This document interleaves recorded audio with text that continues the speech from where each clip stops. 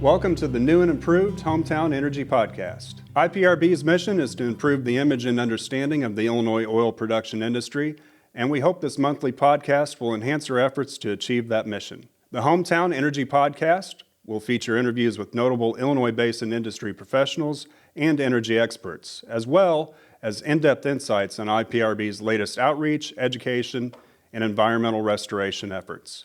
We are thrilled to have as our first guest Dr. Scott Tinker of the Switch Energy Alliance. Dr. Tinker is one of the foremost energy experts in the country, and he will be the featured speaker at the upcoming IPRB Summer Math and Science Teachers Program to be held on June 27th. Dr. Tinker will tell us what we can expect during his presentation, which is entitled Making Sense of Energy and Climate, and his thoughts on the importance of improving energy literacy throughout the Western world. Scott, thanks for joining us today on our first episode of the new improved Hometown Energy Podcast. You're a man who wears many hats, so can you tell our listeners about your work? Sure. It's good to be with you, Seth, and folks in Illinois. I was born there, and I run the Bureau of Economic Geology, which is a oldest research unit at the University of Texas. I got 250 people. We do energy and environmental research and economics all over the world. And a couple other legs of the stool. Got a not-for-profit called the Switch Energy Alliance, which we make films and energy education materials globally. And a third leg is Tinker Energy Associates, where I sit on and work with boards and speak to groups all over the world. So, I never know where I am on any single day or morning and remain mostly confused most of my life. And my wife reminds me of that quite often. So. Well, your work with the Switch Energy Alliance is obviously what caught my eye and got me thinking that you'd be an excellent speaker for our summer teachers program. Energy education is what we strive to do, and in my opinion, you guys do it as well as anybody. So can you tell our listeners what they can expect from your presentation at the IPRB Summer Teachers Program coming up on June 27th? Sure, be glad to. Yeah, I met Harry Lynch, who's the film producer and director, many years ago. We made a feature-length documentary called Switch, which we filmed in 11 countries around the world and looked at where energy was best, but the pros and cons of all forms, and later made a second film on energy poverty. We went to 5 different countries and looked at how most of the world actually lives, very different from us. So coming up later this summer, I'll talk about how that plays, the whole energy and economy and environmental impacts of energy, how those all play together. Climate change, yes, but also water, the air, and the land. And those are very tightly related and critically related. And so got to think pretty hard about how that all works so that we don't get too far off into one of the corners of any of those things and leave the other ones behind. I call that overlap space the radical middle, Seth, and we'll talk a lot about what that means and how teachers can play such a powerful role in educating students and others, and how the industry can really step in and help with that as well, to begin to educate in terms of energy, because most people don't understand these things. And therefore we go off and vote on things that we don't know much about and end up with policies that maybe they're well intended, but they don't have often good outcomes. So that's what we'll talk a lot about, is how that all looks and how we can all play a role. I remember I saw a stat the other day that there's obviously 8 billion people in the world. 6 billion people live on less than $10 a day. It's hard for us to fathom. We are uniquely spoiled and just used to having all these energy resources. So could you just talk about how many folks in the world just don't have access to reliable energy and how that ties into their overall economic well-being? Sure. Yeah, and that's what our second film, Switch On, is all about. And we take you there. We take you to Kenya and Ethiopia, Vietnam, Nepal, Colombia, and show different circumstances. There's about 1 billion people in the world, Seth, with nothing. They literally are living like, with no modern services at all, kind of in the dirt, in huts. So they're cooking with dung and hay and wood in these huts and dying by 2 to 3 million per year, dying from breathing indoor smoke. This is an incredible number when you think about it. That's what COVID-19 killed in 2020, 3 million people. And then we kill that many people every year just from smoke inside. And then another couple billion are just starting to emerge in getting some lights or limited electricity, usually that kind of thing, coming out of using animals for transportation. And then you have another 3 billion people, up to about 6 billion, that have energy, but it's not reliable to them. So electricity's there, some more modern services, but it comes and goes a lot, and hours at a time, days at a time, unpredictably. And also their transportation fuels are not reliable, very expensive, and intermittent as well. So 3 out of 4 folks in the world living in some level of energy poverty. It's incredible. And you're right. We are, I wouldn't say we're spoiled. It's something in the modern societies, the developed world, we've always had since all of us have been alive and are used to it. Well, perhaps we don't recognize that to the extent we can. Now, the challenge, of course, is not not going backwards, which some seem intent on doing, giving away the reliable, affordable energy for things that are less reliable and less affordable. I think that the intent is to lift everyone up. And I call that net zero poverty. And that's the important net zero to me, is lifting the whole world up from energy poverty and economic poverty. And then they will also be able to invest in and clean up their environments, because they'll get regulatory systems and government structures that function and work well, like ours does, even though it seems like it doesn't. Relatively, it does. So this is a very important difference. Do we try to go into austerity measures and drive energy prices up and consume less for those who have it, or do we try to lift the rest of the world up towards what we have? And I'm kind of it's not an either or, of course, but I favor the second one. I think there's enough energy and enough capacity to do that, and it's absolutely a critical global mandate. Here in the Illinois Basin, we primarily produce oil. We have just very little associated natural gas. For the industry folks that will be attending your program, they see headlines like the end of oil, that oil will be phased out in whatever 10 years or so. But is there a future for petroleum in the energy mix moving forward, do you believe? Yes, I do. It depends on if you're thinking regionally or globally. Certainly globally, most of the world is just now coming into the oil age, and a lot of companies continue to produce it and seek it internationally. So the national oil companies, folks like PetroChina and Rosneft and Aramco and those, Petrobras and others. The international oil companies, the big five, if you will, the Shell, Chevron, Exxon, BP, Conoco, Total, they're struggling a little bit to find the places to do that, particularly in Europe. They're getting a lot of pressure from the public. And even sub-regionally here in the U.S., I just read this morning that Colorado's got a ballot measure to eliminate oil by 2030 or 2035. No more drilling in the state of Colorado, which is incredible to me. My kids were all born there, the boys at least, the 3 boys were. So some of the energy ignorance is climbing higher and higher. And that's why, and I don't mean that negatively or in a criticizing way. I think we simply don't understand all that oil does for us. And it's not just for transportation fuels. It's pervasive in all of our lives. I'll show I don't know what I'll show, but I'll probably show a picture of a Tesla when I speak to you all that has a license plate that says no oil. And maybe they don't know they have tires on it or plastics or electronics in the car. It all comes from oil. It's not just the transportation fuel, and even the batteries. They're mining and the manufacturing and the moving of those and eventually dumping them in landfills. Those trucks mostly actually, ironically, run on liquids, not batteries, the big over-the-road vehicles and the mining equipment.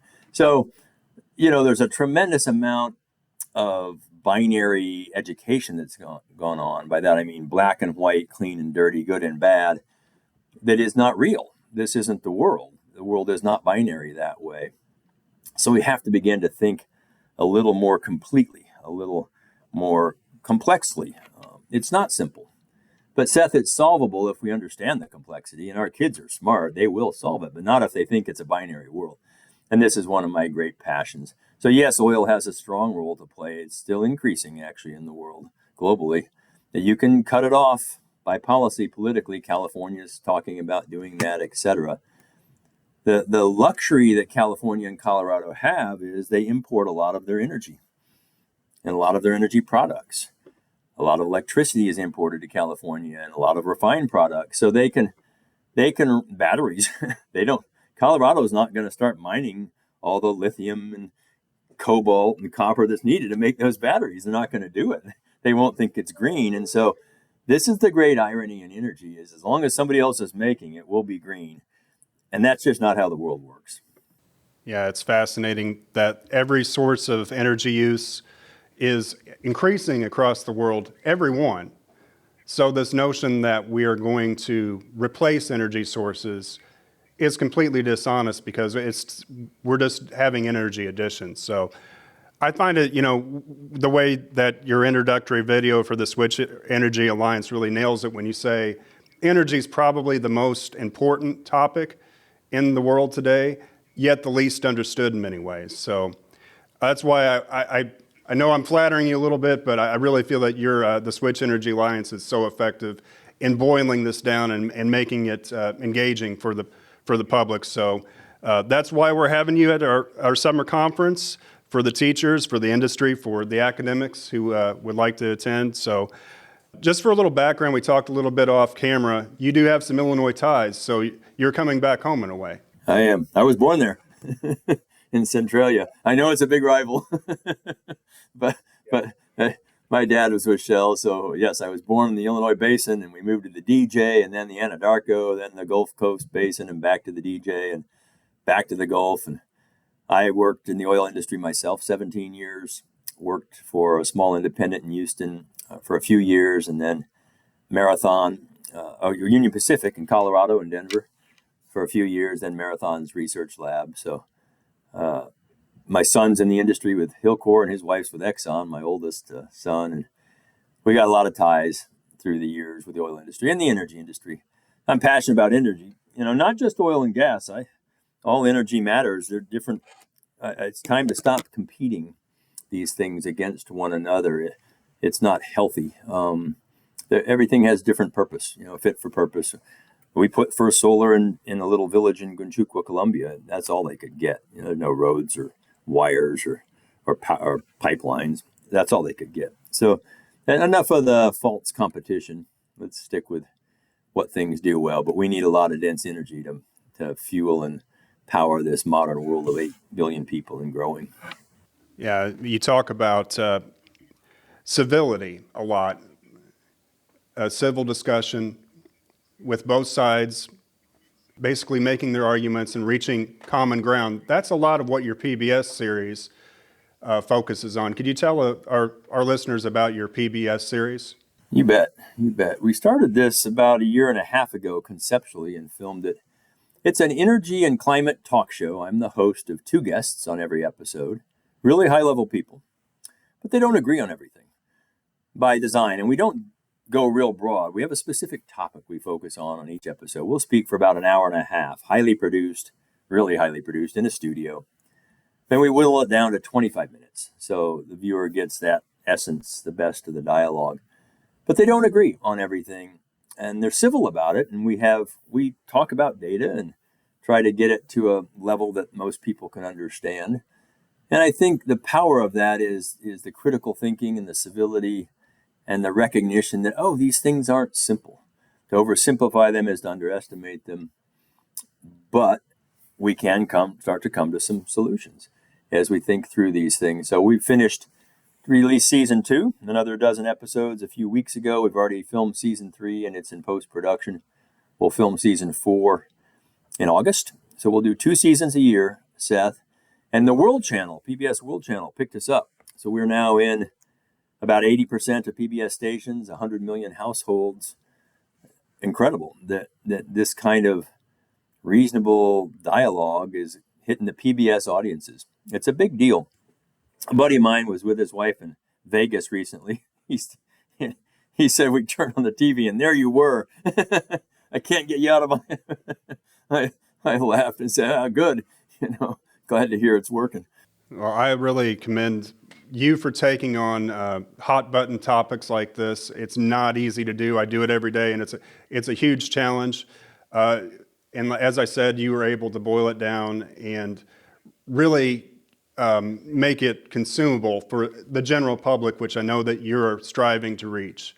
With the group that we're having coming up at the summer program on June 27th, we're going to have industry, we're going to have academics, and specifically math and science teachers at the high school, middle school, and grade school level. So I want to let you take an opportunity to tell them about the resources they can use for their classroom that are provided by the Switch Energy Alliance. Oh, terrific. Yeah. Yeah, we started SEA, Switch Energy Alliance, as a not-for-profit about 6-7 years ago, several years after we released our first film.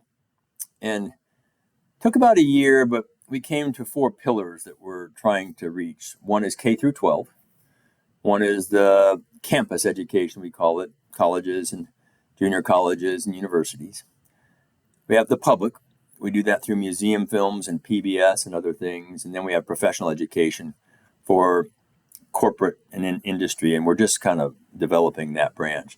So for the educators that will be there, we have something called Switch Classroom. Switch Classroom is created for high school and middle school educators, teachers. With them, we have a teacher advisory council and have for many years that helps develop the curriculum. We build it on our film content, but it was designed to address the energy component of the AP Environmental Science course, which is taught nationally, APES, AP Environmental Science. About 200,000 kids a year take that. And so we designed the curriculum around that. We wrote the platform in-house, so it's served on a unique platform that teachers really appreciate. The kids run through videos, there are questions, there are teacher guides and answer keys and that kind of thing. Their AP scores have gone up. We meet College Board standards, but it's being used outside of APES as well by lots of other different teachers because you can design your own unique curriculum around it. Really powerful. I think we've got version 3.0 out now. Released it during COVID, and already 6,000 or 7,000 teachers and about 60,000 students using it. We're adding about 2,000 students a week this spring to it, which is neat nationally and even internationally some. So really, and it's free. The best part is it's free to these educators. It's online, free. They can supplement their courses with it so it doesn't become the primary textbook and get involved with the the education agencies. It's just a supplement to what they do, and they're loving it. And we really enjoy that and appreciate that. Well, I really hope that we see more Illinois schools accessing your resources. I was just thinking, I was watching before our interview your video on hydraulic fracturing fluid, on how a battery works, just the basic energy education that that so many people probably wonder about but don't really fully understand. You get, as I said, you're able to boil it down perfectly. So we want to thank Scott Tinker for joining us today. This is our first new and improved Hometown Energy podcast, and I was really nervous about this. I felt like Chris Farley interviewing Paul McCartney, if you remember the old SNL sketch back when SNL was funny. Again, Scott will be at the summer program, 6:30 p.m., June 27th, and his presentation is going to be great, so we encourage everybody to attend. Thank you again for coming on the podcast, Scott. Seth, it's terrific. Your questions were great. Enjoyed the visit. Look forward to seeing everybody at the end of June. All right, thank you. If you're interested in hearing more from Dr. Tinker, be sure to check out his free presentation at our annual Summer Teachers Program at 6:30 p.m. on Tuesday, June 27th at the Doubletree by Hilton in Mount Vernon. We will again provide Illinois educators firsthand insights on the Illinois oil production industry. We'll take the teachers on a field trip, including stops at a drill site, production site, the Patoka Terminal, and the Country Mark Refinery. And the program also includes presentations and learning stations hosted by Illinois oil industry professionals and academics, and grade-specific workshops covering our Illinois State Board of Education approved petroleum-focused curriculum. The Summer Teachers Program is just one component of IPRB's education outreach, which also included 13 school presentations during the past school year. Be sure to check out iprb.org for more details on our Petro Pros and oil and gas careers in-school presentation programs. IPRB also continues to improve the image of the Illinois oil production industry through our abandoned tank battery restoration efforts. IPRB has utilized voluntary Illinois oil producer and royalty owner contributions to restore 19 abandoned tank sites so far this year at no cost to landowners. We're also producing a video highlighting this program to promote the Illinois oil production industry's commitment to improving the environment through these restoration efforts. IPRB also continues to regularly engage media outlets and produce digital educational content. Check out our latest weekly newsletter to learn more.